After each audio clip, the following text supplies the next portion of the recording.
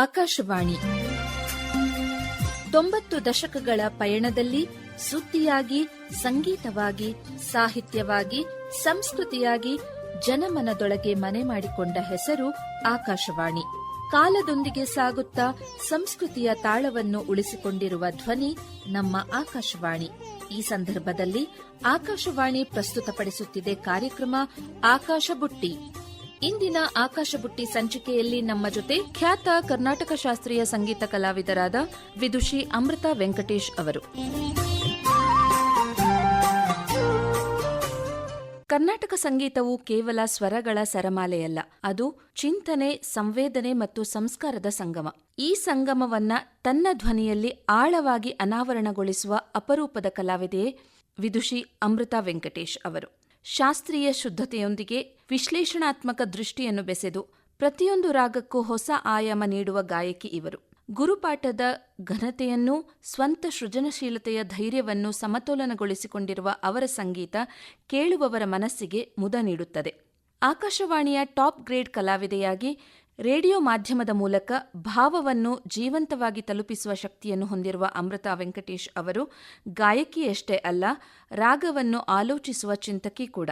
ಇವತ್ತು ನಮ್ಮೊಂದಿಗೆ ಆಕಾಶ ಬುಟ್ಟಿ ಕಾರ್ಯಕ್ರಮದಲ್ಲಿ ತಮ್ಮ ಸಂಗೀತ ಪಯಣ, ಆಕಾಶವಾಣಿಯೊಂದಿಗಿನ ಆತ್ಮೀಯ ಸಂಬಂಧ ಹಾಗೂ ಶಾಸ್ತ್ರೀಯ ಸಂಗೀತದ ಒಳನೋಟಗಳನ್ನು ಹಂಚಿಕೊಳ್ಳಲು ಬಂದಿದ್ದಾರೆ ವಿಶಿಷ್ಟ ಗಾಯಕಿ ವಿದುಷಿ ಅಮೃತ ವೆಂಕಟೇಶ್ ಅವರು. ಅಮೃತ ಅವರೇ, ಕಾರ್ಯಕ್ರಮಕ್ಕೆ ಸ್ವಾಗತ. ನಮಸ್ಕಾರ. ನಮಸ್ಕಾರ. Thank you. ಈಗ ಟಾಪ್ ಗ್ರೇಡ್ ಕಲಾವಿದೆಯಾಗಿ ಆಯ್ಕೆಯಾದ ಕ್ಷಣವನ್ನು ನೀವು ಹೇಗೆ ನೆನಪಿಸ್ಕೋತೀರಾ ಅಮೃತ? ಆ್ಯಕ್ಚುಲಿ ಈಗ ನಾನು ಖಂಡಿತ ಕಾನ್ಸೆಪ್ಟಾ ಫರ್ನಾಂಡಿಸ್ ಮೇಡಮ್ ಹೆಸರು ಹೇಳಲೇಬೇಕು. ಬಿಕಾಸ್ ನಂದು ಟಾಪ್ ಗ್ರೇಡ್ ರೆಕಾರ್ಡಿಂಗ್ ಶೆಡ್ಯೂಲ್ ಆಗಿದ್ದು 2020 ಓಕೆ. 2020 ಏಪ್ರಿಲ್ 1 ಶುರು ರೆಕಾರ್ಡಿಂಗ್ ಆಗಬೇಕು ಅಂತ ಲೆಟರ್ ಬಂದಿತ್ತು ನನಗೆ. ಆವತ್ತಿನ ದಿವಸ ಲಾಕ್ಡೌನ್ ಶುರು ಆಯಿತು. ಏನು ಹೌದು. ಆಮೇಲೆ ಪಾಪ ಕಾನ್ಸೆಪ್ಟಾ ಫರ್ನಾಂಡಿಸ್ ಮೇಡಮ್ ಅವರು she took the initiative to get in touch and make sure ನನ್ನ ರೆಕಾರ್ಡಿಂಗ್ 2023 ಆಗಿ ಅದನ್ನು ಕಳಿಸಿ ಆ್ಯಂಡ್ ಮೇಡ್ ಶ್ಯೂರ್ ದಟ್ ಅಷ್ಟು ಹಿಂದೆ ಅಪ್ಲೈ ಮಾಡಿರೋರಿಗೆ ಕೂಡ ಈಗ ಬ್ಯಾಕ್ಲಾಗ್ ಇದ್ದೆ ಮಾಡಲೇಬೇಕು ಅಂತ ಅವ್ರು ಮಾಡಿ ಕಳಿಸಿ. ಸೊ ಆವಾಗ ಪುಷ್ಪಲತಾ ಮೇಡಮ್ ಬಂದು ಅದಕ್ಕೆ ಅವರು ರೆಕಾರ್ಡ್ ಮಾಡಿ. ಆಮೇಲೆ I think it was close to April when I got the call that in 2024 that I had received the top grade. Concepta madam was the first to message me and convey the good news to me. And ಇನ್ನೊಂದು ಹೇಳಬೇಕು, ಈಗ top grade ನಾನೊಬ್ಬರಿಗೆ ಬಂದಿಲ್ಲ ಆ ವರ್ಷ, 4 ಜನ ಇಲ್ಲಿ ಕಲಾವಿದರಿಗೆ ಬಂದಿತ್ತು. ಎಲ್ಲರನ್ನೂ ಕರೆದು ಆಕಾಶವಾಣಿ ಆಫೀಸಲ್ಲಿ ಆನರ್ ಮಾಡಿ, ಫೆಲಿಸಿಟೇಟ್ ಮಾಡಿ, ನಿರ್ಮಲಾ ಮೇಡಮ್ ಹತ್ರ ಬೊಕೆ ಆ್ಯಂಡ್ ಸರ್ಟಿಫಿಕೇಟ್ ಕೊಡಿಸಿ ಎಷ್ಟೊಂದು ಕೇರ್ ತಗೋತಾರೆ. ಐ ಡೋಂಟ್ ಥಿಂಕ್ ಈಗ ಸುಮ್ಮನೆ just for the sake of being a medium ಇಲ್ಲ ನಮ್ಮ ಆಕಾಶವಾಣಿ. ಆರ್ಟಿಸ್ಟ್ಗೆ ಹೇಗೆ ಲುಕ್ ಆಫ್ಟರ್ ಆರ್ಟಿಸ್ಟ್ ಕಂಫರ್ಟಬ್ಲಿ ತುಂಬಾನೇ ಮಾಡ್ತಾರೆ. ಈಗ ಆಕಾಶವಾಣಿಯ ಸ್ಟ್ಯಾಂಡರ್ಡ್ಸ್ ನಿಮ್ಮ ದಿನನಿತ್ಯದ ಸಾಧನೆಯಲ್ಲಿ ಯಾವ ರೀತಿ ಎಕ್ಸಿಬಿಟ್ ಆಗುತ್ತೆ ಅಮೃತ? ಪ್ಲಾನಿಂಗ್ ಅಲ್ಲಿ ಡೆಫಿನೆಟ್ಲಿ ಪ್ಲಾನಿಂಗ್. ಈಗ ಒಂದು ಥೀಮ್ಯಾಟಿಕ್ ಪ್ರೋಗ್ರಾಮ್ ಮಾಡಬೇಕಾದ್ರೆ, ಇನ್ಫ್ಯಾಕ್ಟ್ ಇಲ್ಲಿ ನಾನು I have to definitely mention doctor N Raghu ಅವರು. He has been here for many years. So ಆವಾಗ ಫ್ಯೂ ಇಯರ್ಸ್ ಅಗೋ 2013 ಇರಬೇಕು, ಅಮೃತ ಗುರುಕುಲ ಸಂಗೀತ ಪಾಠ ಸರಣಿ ಇದೆಯಲ್ವಾ, ನಾವು ಗುರು ಅಂತ ಹೇಳಬೇಕಾದ್ರೆ ಸ್ವಲ್ಪ ಹಿರಿಯ ವಯಸ್ಸಿನವರೇ ನಮಗೆ ಮನಸ್ಸಿಗೆ ಬರ್ತಾರೆ. When I was in my early 20s ಅವ್ರು ಕಾಲ್ ಮಾಡಿ ಅಮೃತ ಗುರುಕುಲ ಸಂಚಿಕೆಯಲ್ಲಿ ಗುರು ಆಗಿ ಭಾಗವಹಿಸಬೇಕು ಅಂತ ಹೇಳಿದರು. ಸೊ ಅದರಿಂದ ಹಿಡಿದು ಒಂದು ಕಾನ್ಫಿಡೆನ್ಸ್ ಬರುತ್ತಲ್ವ ನಮಗೂ, ನಾವು ಹೇಳ್ಕೊಡ್ಬೋದು ಆಕಾಶವಾಣಿನಲ್ಲಿ. ನಾವಿಷ್ಟು ವರ್ಷ ಸಂಗೀತ ಪಾಠ ಕಾರ್ಯಕ್ರಮ ಕೇಳಿ ಕಲ್ತಿದ್ದು ಆ ಒಂದು ದಿವಸ ಕಾಲ್ ಬಂದಾಗ ಎಷ್ಟು ಸಂತೋಷ ಆಗಿರಬೇಕು ನೋಡಿ ನನಗೆ. ಸೊ ಅದು ಒಂದು 4-5 ಸತಿ ಅಮೃತ ಗುರುಕುಲ ಸರಣಿಯ ಕಾರ್ಯಕ್ರಮನೂ ನನ್ನ ಹತ್ರ ನಡೆಸಿದ್ದಾರೆ ಅವರು. ಸಂಗೀತ ಗುರುಕುಲನಲ್ಲಿ ಹೇಳ್ಕೊಡೋದು, ಹೇಗೆ ಟೀಚ್ ಮಾಡೋದು, ಆ ಡ್ಯೂರೇಷನಲ್ಲಿ 15 to 20 minutes ಅಲ್ಲಿ ಹೇಗೆ ಪಾರ್ಟಾಗಿ ಡಿವೈಡ್ ಮಾಡ್ಕೊಳ್ಳೋದು, ಅದರಲ್ಲೂ ಒಂದು ಟೈಮಿಂಗ್ ಇದೆ, ಅದರಲ್ಲೂ ಒಂದು ಪಂಕ್ಚುಯಾಲಿಟಿ ಇದೆ. ಮತ್ತು ಈ ಫೀಚರ್ ಪ್ರೋಗ್ರಾಮ್ಸ್ ಎಲ್ಲ ಕಾಲ್ ಬಂದಾಗ, ಈಗ MS ಶೀಲಾ ಮೇಡಮ್ ಅವ್ರದ್ದು ಒಂದು ಮುತ್ಯ ಭಾಗವತರವರ ಶಿವಾಷ್ಟೋತ್ತರ ಕೃತೀಸ್ ಮತ್ತು ಚಾಮುಂಡಿ ಅಷ್ಟೋತ್ತರ ಕೃತೀಸ್, ಅವರ ಫೀಚರ್ ಪ್ರೋಗ್ರಾಮಲ್ಲಿ ನಾನು ಹಾಡಿದ್ದೆ. ಅದೊಂದು 10 ಕೃತಿ ಪಾಠ ನನಗೆ ಕಲಿಯೋಕ್ಕೆ ಭಾಗ್ಯ ಸಿಕ್ತು. ಸೊ ಆವಾಗ ನಮ್ಮ ರೆಪರ್ಟುವಾರ್ ಜಾಸ್ತಿ ಆಗುತ್ತೆ. ಅದು ಹೇಗೆ ರೆಪರ್ಟುವಾರನ್ನು ಜಾಸ್ತಿ ಮಾಡ್ಕೋಬೇಕು, ಹೇಗೆ ಡೈವರ್ಸಿಫೈ ಮಾಡಬೇಕು, ಏನೇನು ವಿಷಯ ಎಲ್ಲ ತಿಳ್ಕೋಬೇಕು, ಎಷ್ಟೊಂದು ಇದೆ.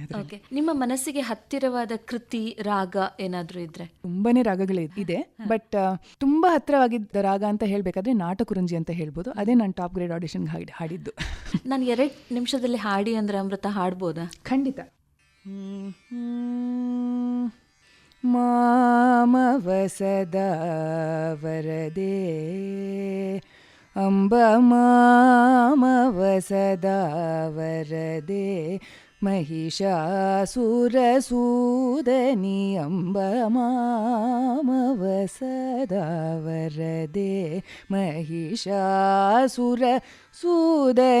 ಅಂಬ ಮಾಮವ ಸದಾ ವರದೆ ಮಹಿಷಾಸುರಸೂದನಿ ಅಂಬ ಮಾಮವ ಸದಾ ವರದೆ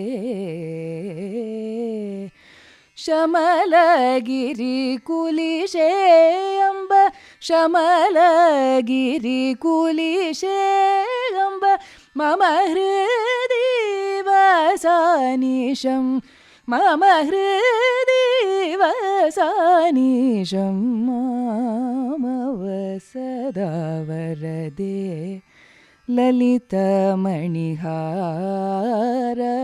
ಸುಲಲಿತೆ ಮಾಂ ಪಾಹಿ ಸದಾ ಜಲಜನಾಭ ಸೋದರಿ ಜಲಜನಾಭ ಸೋದರಿ ನಳಿನಾಯತನೇತ್ರಿ ನಳಿನಾಯತನೇತ್ರಿ ಅಂಬ ಮಾಮವ ಸದಾ ವರದೆ. Very beautiful Amrita. Thank you. 2 ನಿಮಿಷ ಅಂತ ಹೇಳಿದ್ರಲ್ವ, 2 ನಿಮಿಷದಲ್ಲಿ ಆಯ್ತು ನೋಡಿ. ಪಂಕ್ಚುಯಾಲಿಟಿ. ಹೌದು. ಆಕಾಶವಾಣಿಗಾಗಿ ಹಾಡುವಾಗ ನೀವು ವಿಶೇಷವಾಗಿ ಯಾವುದಾದ್ರೂ ರಾಗಗಳು ಅಥವಾ ಕೃತಿಗಳನ್ನ ಆರಿಸ್ತೀರಾ, ಅಥವಾ it is same like the stage performance? ಈಗ ಬ್ರಾಡ್ಕಾಸ್ಟ್ ಡೇಟ್ ಏನು ಅಂತ ನೋಡಿಕೊಂಡು, ಈಗ ಅವತ್ತಿನ ದಿವಸ ಏನಾದರೂ ಸ್ಪೆಷಲ್ ಇದ್ದರೆ, ಏನಾದರೂ ಫೆಸ್ಟಿವಲ್ ಇದ್ದರೆ ಅದನ್ನು ಮೈಂಡಲ್ಲಿ ಇಟ್ಕೊಂಡು ಮಾಡ್ಬೋದು. ಮಾಡಿದ್ದೀನಿ ಮುಂಚೆ. ಈಗ ಥೀಮ್ಯಾಟಿಕ್ ತೋಡಿ ಆ್ಯಂಡ್ ಇಟ್ಸ್ ಡೆರಿವೇಟಿವ್ಸ್ ಅಂತ ಒಂದು ಪ್ರೋಗ್ರಾಮ್ ಡಾಕ್ಟರ್ ರಘು ಅವರು ಮಾಡೋಕ್ಕೆ ಹೇಳಿದ್ರು. ಆವಾಗ ಅದ್ರ ಬಗ್ಗೆ ಸ್ವಲ್ಪ ರಿಸರ್ಚ್ ಮಾಡಿ ಜಸ್ಟ್ ಆ ಥೀಮ್ ಮಾತ್ರ ಇಟ್ಕೊಳ್ಳೋದು. RTP program ಒಂದಾಯಿತು. ಸೊ ಆವಾಗ ರಾಗ ತಾನ ಪಲ್ಲವಿ ಮಾತ್ರ ಒಂದು 90 ಮಿನಿಟ್ಸ್ಗೆ ಪ್ಲ್ಯಾನ್ ಮಾಡೋದು.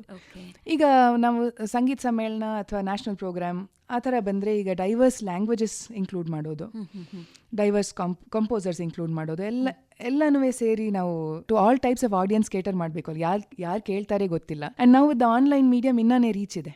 ಈಗ ಓವರ್ಸೀಸು ಕೇಳ್ತಾರೆ. ಸೊ ಎಲ್ಲ ಮಿಕ್ಸ್ ಮಾಡಲೇಬೇಕು ಇಲ್ಲಿ ಪ್ಲಾನ್. ಈಗ ಆಕಾಶವಾಣಿ ಕಲಾವಿದನಾಗಿ ಬೆಳೆದ್ರೆ ಸಂಗೀತದ ಅಡಿಪಾಯ ಗಟ್ಟಿಯಾಗತ್ತೆ ಅಂತ ನಿಮ್ಮ ಭಾವನೆನಾ? ಆಕಾಶವಾಣಿ ಗ್ರೇಡೆಡ್ ಆರ್ಟಿಸ್ಟ್ ಆಗಿರ್ಬೇಕಾದ್ರೆ it depends on the progress. ಈಗ ನಾವು ಮೋಟಿವೇಟೆಡ್ ಆಗಿ ನೆಕ್ಸ್ಟ್ ಹಂತಕ್ಕೆ ಹೋಗಲೇಬೇಕು, ಇನ್ನು ಇಂಪ್ರೂವ್ ಮಾಡ್ತಾ ಇರಬೇಕು, ಇವಾಲ್ವ್ ಆಗಲೇಬೇಕು ಅಂತ ಒಂದು ಡಿಟರ್ಮಿನೇಷನ್ ಇದ್ರೆ ಖಂಡಿತ ಆಗತ್ತೆ. ಹೌದು. So it is like give and take. ಖಂಡಿತ ಅಲ್ವಾ? ಆಕಾಶವಾಣಿ ಎಷ್ಟು ಸಪೋರ್ಟ್ ಮಾಡುತ್ತೆ, the person also has to take the efforts. ಹೌದು, ಖಂಡಿತ. ಇಲ್ಲಾಂದ್ರೆ ಇಲ್ಲಿ ರೆಕಾರ್ಡ್ ಮಾಡಬೇಕಾದ್ರೆ ಆ ಗ್ರೇಡ್ ಅದು ಮೇಂಟೈನ್ ಆಗಲ್ಲ ಅಲ್ವಾ? ಈ ಡಿಜಿಟಲ್ ಯುಗದಲ್ಲೂ ಆಕಾಶವಾಣಿ ತನ್ನ ಪ್ರಾಮುಖ್ಯತೆಯನ್ನ ಉಳಿಸ್ಕೊಂಡಿದೆ ಅಂತ ನಿಮ್ಮ ಭಾವನೆನಾ? ಖಂಡಿತ ಆಗಿದೆ. ಆದರೂ ಒಂದು ಅವೇರ್ನೆಸ್ ದಟ್ ಈಗ AR ರಾಗಂ ಹೋಗಿ ಕೇಳ್ಬೋದು ಅಥವಾ ಆಕಾಶವಾಣಿಯ ಪ್ರೋಗ್ರಾಮ್ಸ್ ಆನ್ಲೈನ್ ಕೇಳ್ಬೋದು ಅನ್ನೋ ಅವೇರ್ನೆಸ್ ಸ್ವಲ್ಪ ಕಡಿಮೆ ಇದೆಯೋ ಎಲ್ಲೋ ಅಂತ. ಬಿಕಾಸ್ ನೆಕ್ಸ್ಟ್ ಜನರೇಷನ್ಗೆ ಅವರು ಸ್ಟ್ರೇಟ್ ಯೂಟ್ಯೂಬ್ ವೀಡಿಯೋಸ್ಗೆ ಹೋಗ್ತಾರೆ, ಅಥವಾ ಇನ್ಸ್ಟಾನಲ್ಲಿ ಅಟ್ರಾಕ್ಟ್ ಆಗ್ತಾರೆ, ಅಥವಾ ಫೇಸ್ಬುಕ್ಗೆ ಹೋಗ್ತಾರೆ. ಯೂಟ್ಯೂಬಲ್ಲಿ ಹೋಗಿ ಇದನ್ನು ಕೇಳಬೇಕು ಅನ್ನೋ ಉತ್ತೇಜನ ಎಷ್ಟು ಜನಕ್ಕಿದೆ, ಅಥವಾ ಎಷ್ಟು ಗುರುಗಳು ಅವರ ಶಿಷ್ಯರಿಗೆ ಇದನ್ನು ಹೋಗಿ ಕೇಳಿ ಅಂತಾರೆ ಅನ್ನೋದು ಇಸ್ ಅ ಕ್ವೆಶ್ಚನ್ ಮಾರ್ಕ್. ನಮ್ದು ಒಂದು ವಿಡಿಯೋ ಸ್ನಿಪ್ಪೆಟ್ ಹಾಕಿದ್ರೆ ನಿಟ್ಟಿನಲ್ಲಿ ಸಾಕ್ತಾ ಇದೆ ಅಮೃತ. ಪ್ರತಿಯೊಂದು ಕಾರ್ಯಕ್ರಮ ಬ್ರಾಡ್ಕಾಸ್ಟ್ ಆಗೋದಕ್ಕಿಂತ ಮುಂಚೆ we release some promotional videos or shorts in YouTube, ಆಯ್ತಾ? ಸೊ ಅದು ಕೇಳುಗರಿಗೆ ಇನ್ಫಾರ್ಮೇಶನ್ ಹೋಗುತ್ತೆ, ಈ ತರ ಒಂದು ಪ್ರೋಗ್ರಾಮ್ ಶೆಡ್ಯೂಲ್ ಆಗಿದೆ, ಸೊ ನಾವು ಕೇಳಬೇಕು ಅಂತ. And most of the music programs are now available on YouTube also. ಖಂಡಿತ. Musical programs also. ನಿಮ್ಮ ಧ್ವನಿ ಮೊದಲ ಬಾರಿಗೆ ಆಕಾಶವಾಣಿಯಲ್ಲಿ ಪ್ರಸಾರ ಆದಾಗ ನಿಮ್ಮ ಎಕ್ಸೈಟ್ಮೆಂಟ್ ಆರ್ ರಿಯಾಕ್ಷನ್ ಹೇಗಿತ್ತು? ನನಗಿಂತ ನನ್ನ ಮನೆಯಲ್ಲಿದ್ದಿದ್ದ ಅಮ್ಮ, ಅಜ್ಜ, ಅಜ್ಜಿ ಅವರ ಎಕ್ಸೈಟ್ಮೆಂಟ್ ವಾಸ್ ಈವನ್ ಮೋರ್. ಅವಾಗ ಫೋನ್ ಎಲ್ಲ ಅಷ್ಟು ಇರಲಿಲ್ಲ, ಟ್ರಾನ್ಸಿಸ್ಟರ್ ರೇಡಿಯೋ ಸೆಟ್. ಅಲ್ಲಲ್ಲ, ಬೇರೆಯವರಿಗೆ ಕಾಲ್ ಮಾಡಿ ಹೇಳಕ್ಕೆ ನನ್ನ ಮಗಳು ಹಾಡ್ತಿದ್ದಾಳೆ ಇವತ್ತು, ಅಥವಾ ನೀವು ಹಕ್ಕಿಯ ಬಳಗ ಅಂತ ಹೇಳಿದ್ರಲ್ಲ, ಲ್ಯಾಂಡ್ಲೈನ್ ಇತ್ತಲ್ವಾ, ಲ್ಯಾಂಡ್ಲೈನ್ ಕಾಲ್ಸ್ ತಾನೆ ಅವಾಗ. ಸೊ ಅವಾಗ ಅಮ್ಮ ಹೇಳ್ತಿದ್ರು ಖಂಡಿತ. So they were all definitely excited about it. First time broadcast ಆಗಬೇಕಾದ್ರೆ ನಾನು ಕೇಳಿದ್ನ ಅಂತ ನನ್ನ ಜ್ಞಾಪಕ ಇಲ್ಲ, ಬಟ್ ನನ್ನ ಅಜ್ಜ ಡೆಫಿನೆಟ್ಲಿ ಆ ಟೇಪಲ್ಲಿ ರೆಕಾರ್ಡ್ ಮಾಡಿ ನನಗೆ ನನಗೆ ಪ್ಲೇ ಮಾಡಿ ತೋರಿಸಿದ್ರು, ಅದು ಜ್ಞಾಪಕ ಇದೆ. ನಾನು ಸ್ಕೂಲಿಗೆ ಹೊಟ್ಟೋಗಿದ್ದೆ. ಓಕೆ, ಆಕಾಶವಾಣಿಯ ಯಾವ ರೀತಿಯ ಕಾರ್ಯಕ್ರಮಗಳು ನಿಮ್ಮ ಕಲಾತ್ಮಕ ಬೆಳವಣಿಗೆಗೆ ಸಹಾಯ ಮಾಡಿದೆ Amrita? Definitely feature programs. Okay, ಯಾಕಂದರೆ ಎಷ್ಟೊಂದು rare feature programs, Mysore Sadashiva Rao ಅವರ ಕೃತಿಗಳು, ವೀಣೆ ಶೇಷಣ್ಣನವರ ಕೃತಿಗಳು, ಅದರಲ್ಲಿ ಮಾಯೂರಂ ವಿಶ್ವನಾಥ ಶಾಸ್ತ್ರಿ ಅವರ compositions, feature Bangalore Shankar sir ಅವ್ರದ್ದು, ಅದರಲ್ಲಿ ನಾನು ಪಾರ್ಟಿಸಿಪೇಟ್ ಮಾಡಿದ್ದೆ. ಅದು ಬಿಡದೆ ಒಂದೊಂದು ಎಪಿಸೋಡು ಕೇಳ್ತಾ ಇದ್ದೆ. ನಾಟ್ ಓನ್ಲಿ ದಟ್, ಈಗ ಏನೇನು ಫೀಚರ್ ಪ್ರೋಗ್ರಾಮ್ಸ್ ಬರ್ತಿತ್ತು, ಬಿಕಾಸ್ ಎಷ್ಟೊಂದು ರೇರ್ ಕಾಂಪೋಸಿಷನ್ಸ್ ಸಿಕ್ಕೋದು ಅದರಲ್ಲಿ. ಇಲ್ಲಾಂದರೆ ನಮಗೆ ಆ ಕಾಂಪೋಸಿಷನ್ಸ್ ಸಿಗ್ತಾನೆ ಇರಲಿಲ್ಲ. ಆ್ಯಂಡ್ ಈಗ ಆರ್ಕೈವ್ ಆಗಿದೆ, ಆನ್ಲೈನು ಅಪ್ಲೋಡ್ ಆಗಿದೆ ಅದೆಲ್ಲ. ಆಮೇಲೆ ಕ್ಷೇತ್ರಜ್ಞ ಪದಗಳ ಕನ್ನಡ ಟ್ರಾನ್ಸ್ಲೇಷನ್ ದ್ವಾರಕೆ ಕೃಷ್ಣಸ್ವಾಮಿ ಅವರು ಮಾಡಿದ್ರು. ಆ ಪ್ರೋಗ್ರಾಮಲ್ಲೂ ನಾನು ಭಾಗವಹಿಸಿದ್ದೀನಿ. ಮತ್ತು ಈಗ ಜಯಚಾಮರಾಜೇಂದ್ರ ಒಡೆಯರ್ ಅವರ ಕಾಂಪೋಸಿಷನ್ಸ್, ಶ್ರೀವಿದ್ಯಾ ದರ್ಶನ ಅಂತ, ಅದು ಒಂದು ಫೀಚರ್ ಪ್ರೋಗ್ರಾಮ್ ಬಂತು, ಅದನ್ನು ಕೇಳಿದ್ದೀನಿ. So just the way of presentation of those compositions ಹೇಗಿದೆ ಅಂತ, ಅದು that basically the only reference ಅಂತ ಹೇಳ್ಬೋದು. ತುಂಬ ಜನ ಹಾಡಲ್ಲ ಕಾಂಪೋಸಿಷನ್ಸ್ ಎಲ್ಲ. ಮತ್ತು ಈ ಸಂಗೀತ ಪಾಠ ಸಂಚಿಕೆ ಕಾರ್ಯಕ್ರಮಗಳು ಏನಾಗ್ತಿತ್ತಂದರೆ, ಸಲ್ನಾರಾಯಣ ಸರ್ ಈಗ ಇಲ್ಲಿ ರೆಕಾರ್ಡ್ ಮಾಡಿಬಿಟ್ಟು ಮನೆಗೆ ಆ ನೊಟೇಷನ್ಸ್ ತರೋರು. ಮುಂದಿನ ವಾರ ಈಗ ಈ ಹಾಡನ್ನು ಹೇಳ್ಕೊಡ್ತಾರೆ, ನೀನು ಕಲೀಲೇಬೇಕು ಈ ಹಾಡನ್ನು ಅಂತ ಆ ನೊಟೇಷನ್ ಕೊಟ್ಬಿಟ್ಟು ಹೋಮ್ವರ್ಕ್ ಕೊಡ್ತಿದ್ರು. ಸೊ ಎವ್ರಿ ಸಾಂಗ್ ಸಂಗೀತ ಪಾಠ ಸರಣಿನಲ್ಲಿ ಬಂದಿದ್ದು ನನಗೆ ಪಾಠ. ಈಗ ಆ ನೊಟೇಷನ್ ಓದ್ಕೊಂಡು ಯಾರು ಹೇಳ್ಕೊಡ್ತಾರೋ ಆ ಪ್ರೋಗ್ರಾಮನ್ನು ಕೇಳಿ ಕೇಳಿ ಕೇಳಿ ಅದನ್ನು ಕಲಿಯೋದು, ಅಷ್ಟೊಂದು ಪ್ರಮಾಣ ಆಗಿದೆ. ಅಮೃತ ಅವರೇ, ಇವಾಗ ಹಾಡೋದು ನಿಮಗೆ ಕರಗತವಾಗಿ ಬಂದಿದೆ ಚಿಕ್ಕದಿಂದಲೂ. ಆದರೆ ನೀವು ಹೇಳಿದ್ರಿ ಅಮೃತ ಗುರುಕುಲ ಅಂತ ಟೀಚಿಂಗ್ ಕಾರ್ಯಕ್ರಮ ಅಂದರೆ ಪಾಠ ಮಾಡುವಾಗ, so that's a different experience ಅನ್ಸುತ್ತೆ. ನೀವು ಅದಕ್ಕೆ ಹೇಗೆ ಪ್ರಿಪೇರ್ ಮಾಡ್ಕೊಂಡ್ರಿ? ಫಸ್ಟ್ ಮಾತಾಡಬೇಕು, ನಾವು ಕಮ್ಯುನಿಕೇಟ್ ಮಾಡಬೇಕು, ಐಡಿಯಾಸ್ ಟಕ್ ಅಂತ ಬಂದ್ಬಿಡುತ್ತೆ, ಮಾಡ್ಬೋದು. ಈಗ ಒಂದು ಫ್ರೇಸ್ ಸರಿಗೆ ಬಂದಿಲ್ಲ ಅಂದರೆ ಅದು ಹೇಗೆ ಅದನ್ನು ಕರೆಕ್ಟ್ ಮಾಡೋದು. ಆ್ಯಂಡ್ ಸ್ಟೂಡೆಂಟ್ ನಮ್ಮ ರೆಗ್ಯುಲರ್ ಸ್ಟೂಡೆಂಟ್ ಇರಲ್ಲ, it is a graded artist of all India radio. So ಸ್ವಲ್ಪ ಪೊಲೈಟಾಗಿ ಹೇಳೋದು. ಆ್ಯಂಡ್ ಎಷ್ಟು ರಿಸರ್ಚ್ ಮಾಡಿದ್ರೂ ಸಾಲದು ನಮಗೆ. ಅದೆಷ್ಟು ಇನ್ಫಾರ್ಮೇಷನ್ ತಿಳ್ಕೊಬೇಕು ಅಂದರೆ, ಕಂಪೋಸರ್ ಬಗ್ಗೆ ಆಗಲಿ, ಹಾಡಿನ ಬಗ್ಗೆ ಆಗಲಿ, ಹಾಡಿನ ಅರ್ಥಭಾವದ ಬಗ್ಗೆ ಆಗಲಿ, ಎಷ್ಟೊಂದು ಇನ್ಫಾರ್ಮೇಷನ್ ಕಲೆಕ್ಟ್ ಮಾಡಲೇಬೇಕು ನಾವು ಆ ಪಾಠ ಮಾಡಬೇಕಾದ್ರೆ. ಖಂಡಿತ, it is definitely a different experience. ಮತ್ತು ಅದರಲ್ಲೂ ಆ ಟೈಮಿಂಗ್ ಆ್ಯಂಡ್ ಆ ಹಾಡನ್ನು ಆ ಡ್ಯೂರೇಷನಲ್ಲಿ ಮುಗಿಸ್ಲೇಬೇಕು. And it should reach a form by the end of it. ಅದು ಹಾಡಬೇಕಾದ್ರೆ ಸ್ಟ್ರಕ್ಚರ್ಡ್ ಪ್ರೋಗ್ರಾಮ್ ಅಲ್ವಾ? ಖಂಡಿತ. ಒಂದ್ಸತಿ ಅದು ಹರಿದಾಸರದು ಮಾತ್ರ ಒಂದು ಅಮೃತ ಗುರುಕುಲ ಒಂದು ವಾರ ಇತ್ತು, ಅದನ್ನು ಹೇಳ್ಕೊಟ್ಟೆ. 2 ಹರಿದಾಸ ದೇವರ ನಾಮಗಳು. ಒಂದು RTPನೂ ಇತ್ತು, ರಾಗತಾನ ಪಲ್ಲವಿ ಹೇಳ್ಕೊಡೋದು ಅಂತ, ಒಂದು ವಾರ ಇತ್ತು. ಅದಕ್ಕೆ ನಾವು ಮನೋಧರ್ಮ ಆಸ್ಪೆಕ್ಟ್ಸನ್ನು ಸ್ವಲ್ಪ ಹೇಳ್ಕೊಡ್ಬೇಕಾಗಿತ್ತು. ಇದು ಡೆಫಿನೆಟ್ಲಿ ಅನ್ ಅಡ್ವೆಂಚರ್. ಆ್ಯಂಡ್ ತುಂಬ ಹೆಮ್ಮೆ ನನಗೆ ಆಕಾಶವಾಣಿಯ ಜೊತೆ ಅಸೋಸಿಯೇಷನ್ ಇರೋದು. ನಿಮ್ಮ ಸಂಗೀತ ಪಯಣವನ್ನ ಮುಂದಿನ ವಾರ ಮತ್ತೆ ಮೆಲುಕು ಹಾಕೋಣ. ಕಾರ್ಯಕ್ರಮದಲ್ಲಿ ಭಾಗವಹಿಸಿದ ತಮಗೆ ಧನ್ಯವಾದಗಳು. ನಮಸ್ಕಾರ. ನಮಸ್ಕಾರ. Thank you so much. Thank you. Akasha Butti ಕಾರ್ಯಕ್ರಮದ ಈ ಸಂಚಿಕೆಯ ಅತಿಥಿ ಖ್ಯಾತ ಕರ್ನಾಟಕ ಶಾಸ್ತ್ರೀಯ ಸಂಗೀತ ಕಲಾವಿದರಾದ ವಿದುಷಿ ಅಮೃತಾ ವೆಂಕಟೇಶ್. ಇವರೊಂದಿಗೆ ಆಶಾ. ಈ ಕಾರ್ಯಕ್ರಮ ಆಕಾಶವಾಣಿ ಬೆಂಗಳೂರು ಕೇಂದ್ರದ ಕೊಡುಗೆ.